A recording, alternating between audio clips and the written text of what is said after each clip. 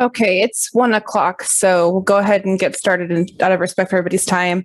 Good afternoon. Thank you all so much for joining us for today's conversation about the program performance reports. My name is Cariel Apodaca. I'm the exams manager here at the American Board of Obstetrics and Gynecology.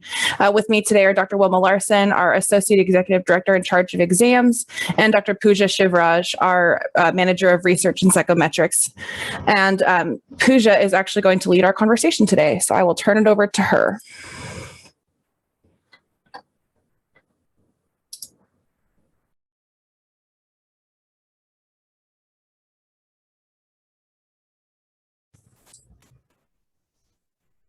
Thank you, Cariel.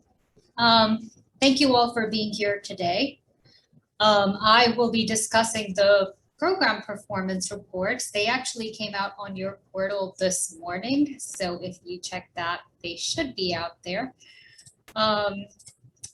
The purpose of the program performance reports, if you have looked at them, they provide an overview of the performance, the ABOG qualifying exam and the certifying exam performance. This is specific to the certifying exam performance of your graduates. They provide a current year for this year and a 3-year trend. They also provide a distribution of program pass rates, both the current year and the 3-year trend. So it provides you information about where you are at as a program in comparison to the other programs, provides your program strengths and some opportunities for growth for this current year. And then it also provides you the results of graduates from your program for the current year if they have agreed to release their score. So I'm going to go over the program performance reports page by page to let you know what that looks like for the certifying exam for the specialty and the subspecialty certifying exam. So what I've done is I've taken screenshots of the specialty certifying exam because it looks similar to for both reports, and if they are different for each report, I've taken screen grabs from both, and I will explain them. One thing I do want to note is the sample on the program performance report. These only include first-time takers and currently accredited ACGME programs only. And so if you do see pass rate differences from what is listed on our website, that is probably why, because our pass rates on our website also include non-ACGME programs. So the first page on your report, I know provides the limitations, the sample, that sort of thing. But if you go into the second page, it provides an overview of your performance. This is the one page that does include repeat takers. So if you do look at it, this is a screen grab from the subspecialty certifying exam from oncology, but it does provide you the overall takers, the number pass, and the percent pass. And this is different from last year's program performance reports, if you do remember, and we did get a request for this to be on the first page of the program performance report. So we do provide you a breakdown of how many takers you had, how many first-time takers you had, and how many repeat takers you had, both for this current year as well as a 3-year trend on the exam. So for specific to your program, what does that look like for how many takers, breakdown by first time and repeat takers, so you get a snapshot of what that looks like. And this is specific to one particular program as an example. We also provide you your program pass rates in comparison to all programs. So if you look at it, your program is depicted in blue. All programs are depicted in orange. The graph specifically provides you the percent pass rate on the y-axis for this current year, and this is taken from the specialty certifying exam, so it's the 2020 specialty certifying exam. And so if you look at it, this just tells you for this particular program, their pass rate was 85.71, and you can look at, since the sample size is not given on the graph, you can look at the table and say your program had 7 first-time takers, 6 of them passed. That's how you calculated the 85.71. But then you also want to know how you compared to other programs for this year. And so you can see that it's a little lower. How many takers, first-time takers, were there for all programs, how many passed, and what that percent pass was. And the reason we do first-time takers is because first-time takers is a more accurate reflection of pass rates for exams. We also provide a 3-year rolling average for program pass rates, and this is a 2018 through 2020 3-year program pass rates. Again, I've done a screen grab of specialty certifying exam, but this looks exactly the same for the subspecialty certifying exam for each of the subspecialties. So essentially what this is telling you is the y-axis is a 3-year percent pass rate, and it's giving you a 2018 through 20, 2017 through 19, 3 years back, and then another 3 years back. So it's a 3-year rolling average. The blue bar tells you where your program is in comparison to where all programs are at. And so essentially, you're looking at it from the perspective of across the 3 years, your program is perhaps doing better than all programs combined. And again, since the sample size is not given, you can look down in the graph, you can look down at the table and see how many first-time takers you had, how many passed, and what percent pass there is. The one thing to note here is that the X here gives you the 5th percentile cutoff for the 3 years, and the 5th percentile cutoff is an ACGME standard that programs are required to meet so that they don't get cited, and that is also explained in the report. The one thing you will note for the subspecialty certifying exam is that this number here will say 2018 through 2021. It's not a 4-year trend, it's just that the 2020 subspecialty exam got moved to 2021 and the cohorts were combined. So it was a 2018, 2019, and then a 2021. So those 3 years were combined into this. So it says 2018 through 2021, which is essentially the 3-year average that was calculated, but that is the only difference for this graph. The next thing I'll go on to is the distribution for the current year and the 3-year trend. The distribution shows you where your program is in comparison to all the other programs. So essentially what we are telling you here is if your program is at an 80%, you probably want to know where all the other programs are in compare, how many programs scored at an 80%, how many scored higher than you, how many scored lower than you. And this is essentially what it tells you. So if this is from the specialty, if you're looking at the distribution of program pass rates, it tells you how many programs there were that year, your pass rate at an 85.71. You can look at it at about here. 23 programs were around where you were at. There are some programs that were below you, and about 152 programs scored around there. So it's essentially telling you where your program is in comparison to the other programs. So the last graph essentially gave you an average of where your program was, but this one gives you a more descriptive way of looking at a distribution of it. This one gives you a frequency on this y-axis. This one gives you a percent of the total. So this number is essentially telling you that frequency. Whereas you can look here and look at about 60% of the programs were here. And this is the pass rate. The 3-year distribution is essentially telling you the same thing, but over a period of 3 years. So this is the 2018 through 2020 3-year distribution of program pass rates and how you're doing across 3 years. Again, the specialty and the subspecialty look the same. The number of programs differ across time. The one thing to note here is even though the 91 here looks like it's 90% of the programs, you have to look at the percent total on this axis. So it's only about 35% of the programs score at about 95 to 100% pass rate. And so your pass rate, if it's at 95%, you're pretty close to that. And so that's something to look at, how many programs or what percent of programs are below or above you. It just gives you a snapshot of that. The next thing to look at is performance. The next thing we give you is a performance by content area. And this is actually something that differs by specialty and subspecialty given the format of the exam, specifically this year.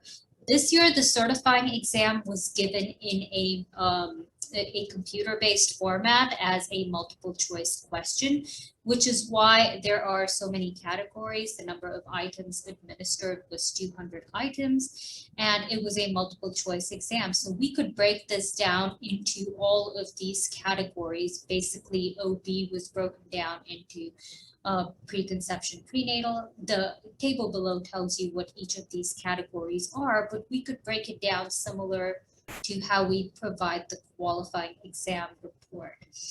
But this graph tells you where your program is and where all programs are, and the percent correct by content area. So if the number of questions for OB1 is 20, and for your program, the number of graduates gets a certain percent correct, you're able to see this on this graph. The min, max, mean, and median are provided in this table, and you're able to compare it across all programs. Usually you will see the orange bars range from 0 to 100 because there are a lot of programs and a lot of people get 0% correct and 100% correct as well. So the orange bars generally range from 0 to 100. The table below gives you the mean, median, min, and the max. Here is how it differs for the subspecialty certifying exam, and we haven't provided this in the past. We haven't broken it down into detail. However, given that we are using a newer model for assessing or for scoring the certifying exam, we are able to break it down into further detail for providing this sort of performance by content area. The one thing to note is the specialty certifying exam will look similar to this moving forward. This provides you a breakdown of each of the sections of, this is from MFM, each of the sections for MFM, along with the 3 case list areas for MFM. So if you can look down here, it describes what the 3 sections are for MFM along with, and I haven't copied the whole table down here, but you can look at your report and see what that is. Given that there aren't questions you are getting correct by content area, you're being assessed on cases. What this axis tells you is a fair measure average by content area. This is explained in your report, but what a fair measure average is it's a score that adjusts for your examiner difficulty and your examiner severity and your case difficulty. How severe your examiner is, how lenient or how severe they are, as well as how difficult your case is or how easy your case is. And so each candidate gets a score based off of that, and this is an average, a fair average based off of that. And so we are now adjusting for that based on our exam, and these scores are provided for your program based on that. And the score ranges from 1 to 4 is what you were looking at. And your program is in blue. All programs are in orange, and the min, mean, median, and max are based off of that. Here's what the strengths and opportunities look like, and it's the same for the specialty and the subspecialty. However, the categories are different again.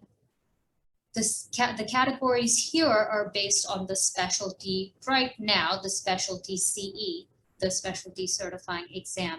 However, moving forward, it will be similar to the subspecialty CE, where you get 3 sections as well as 3 case lists categories, and I'll show you that on the next slide. But what you're essentially looking at is your median, all programs median, and a red or a green dot. The green dot tells you essentially you're fine.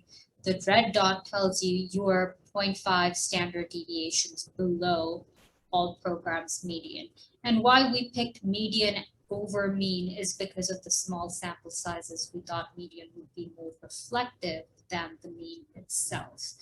And so this is a quick way to look at where your strengths lie, and not necessarily strengths, but a way to focus on where you have opportunities for growth. And even if all of these are green, you can look at your program's median and see where you lie, where you are lower, and look at those for opportunities for growth. However, we thought the red dots may help to strengthen your program in terms of categories. This is what the chart looks like for the subspecialty certifying exam, and moving forward, it would be the same for the specialty certifying exam. However, the categories would be different. This is taken out of gynecology, oncology. And here are the first three are the categories for the sections. The three that say case list are the three categories for the case list. The thing to note is that the score reports that candidates get are based on the exact same categories, and what we are doing is aggregating to the program level. What you get is your median, your program's median, and how all programs compare in terms of your median. And so what you can see is it's the same thing. You get red dots and green dots. If you are 0.5 standard deviations below how other programs are performing, you get a red dot. And so you have a quick way of seeing where your strengths lie, where your opportunities to grow lie. The final page shows you your candidate's results breakdown by ABOG ID and candidate name, their score, and whether or not they passed or failed. You will get this for all candidates. The score, however, might be blank, like this candidate's is blank right here. If your graduate did not give ABOG permission to release his or her score, their score will be blank right there. However, you will get their pass-fail results. For both the specialty and the subspecialty exam, this looks exactly the same. The score for the subspecialty certifying exam will be on a scale of 1 to 4, and moving forward, the certifying exam, the specialty certifying exam, will also be on a scale of 1 to 4. For the specialty certifying exam this year, given that it was a multiple choice exam, it was on a scale of 200 through 800, a scale score similar to our qualifying exam. And that's all I have for now. I will take any questions coming my way about the program performance reports. So the first question that we have is, do program directors get these reports only, or do the coordinators and managers get them as well? The program managers get them as well. Earlier, it was only program managers, I want to say, but now we're releasing them to program managers and directors. If my program's performance report is not listed yet, when might it be released? We probably need to email exams@abog.org with that information, and we will have to look into that because everybody should have theirs up.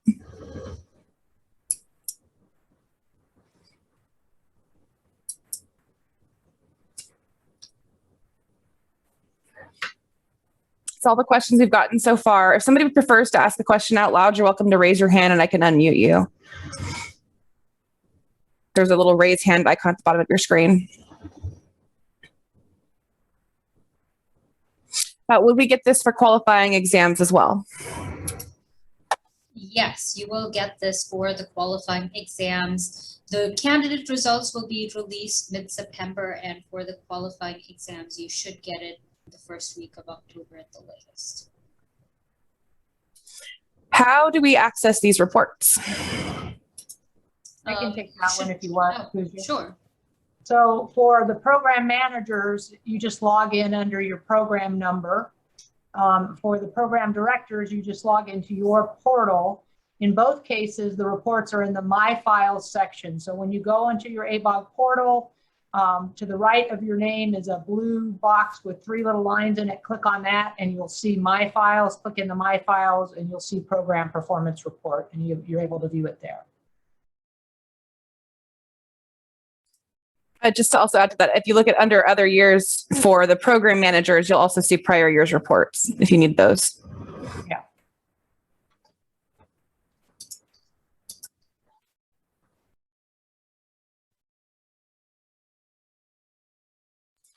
While we're waiting for more questions, if I could just kind of pitch to you guys, we're really hoping that these webinars are kind of what you all as program directors and program managers really would like to see from ABOG. So again, if you have any ideas for like a webinar in the future or something that you wish that we were talking about that we haven't mentioned is coming up as a webinar, please feel free to email that to communications@abog.org, and we can see what we can do about getting that on our schedule to give you guys more useful webinars in the future.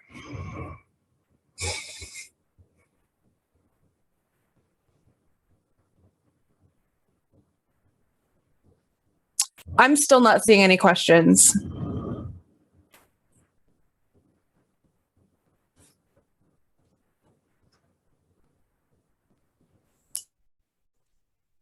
Okay, well, if there aren't any further questions, we would like to thank you for your time. And I'd just like to echo what Carrie L said. If you have something that you'd like us to talk about or explain or go over with you, please feel free to send that information into communications or even exams@abog.org if it's exam related. It looks like we got a couple more questions coming in.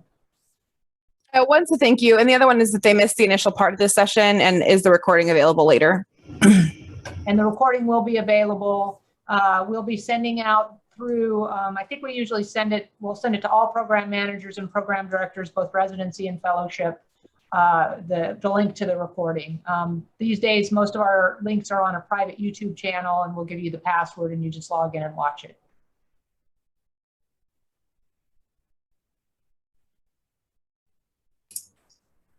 And that is everything. All right, well, we hope you all have a great day, and we hope to talk to you again in the future. So please take care.